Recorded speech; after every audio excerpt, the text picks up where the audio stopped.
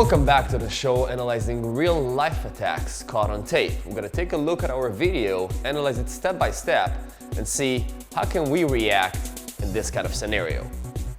So as you can see, guys, we have here simply a guy walking in a subway or on a train station, whatever it is, with a knife, trying to threat people, trying to stab people. We don't really know the whole story. You have another guy here. They're simply walking back. He's using his backpack as a defense. It's a good thing to do, use common objects. He's still with a knife here, threatening the people. Security is arriving, but they're not able to neutralize him right away. So there are a lot of people here trying to do something. It doesn't really work. The guy with a knife still trying to stab people. So we're going to talk about an attacker with a knife simply walking around. What can you do? So as you guys were able to see, we have a guy with a knife simply walking around with a knife, trying to stab people, threatening people in the subway or whatever was the event. And of course there are security arriving, so of course let security take care of the event. Now, when he's holding the knife this way, he's probably, as you guys can see, he's probably going to stab me where? Towards the lower body, okay?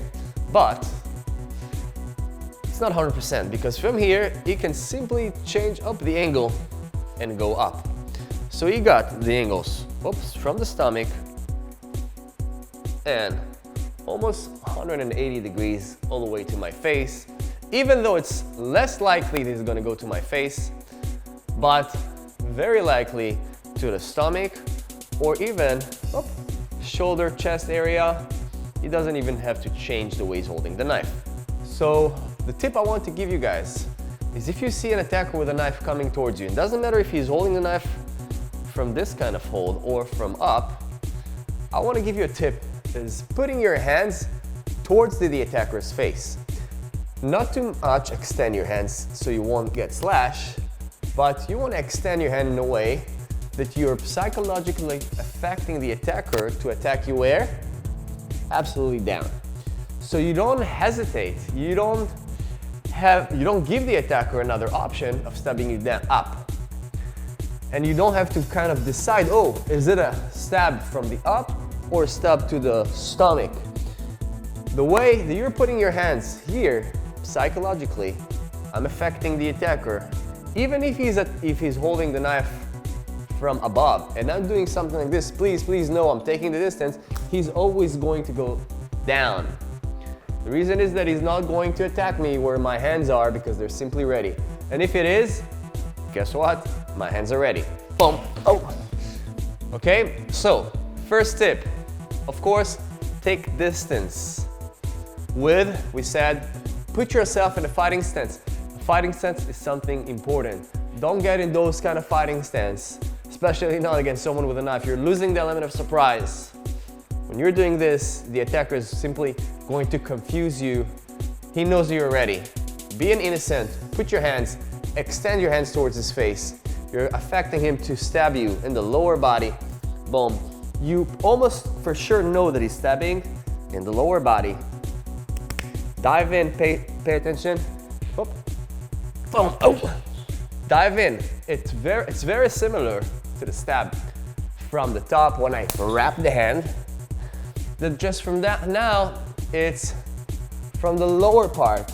And I'm diving in because simply doing a defend here, as we said, it's better than nothing, but he's still with a knife. He's still going to attack me. Yeah, pay attention to this second hand. When I'm defending, I'm putting the second in here because from here it can very easily go up. I need the second hand to protect my face. To conclude, guys, we had an attacker simply walking with a knife. Of course, you can get out of this scenario the best thing, but if he's walking towards you, you can't really run away. Take the distance. Distance is a major concept in self-defense. Small step back can save your life because your reactions, you have much more time to react. From here, an attack with a knife, you're almost not capable to do anything. But the simple step backward, he's not able to reach me. He needs to move his whole body, and I'm able to see his body motion. So distance is critical. One, put your hands up, so you're affecting him psychologically, right?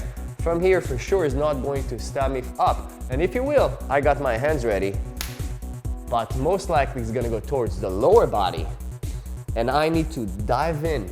This way, I'm neutralizing the handle of the knife. Even if you're pulling the knife here, boom, boom, yeah?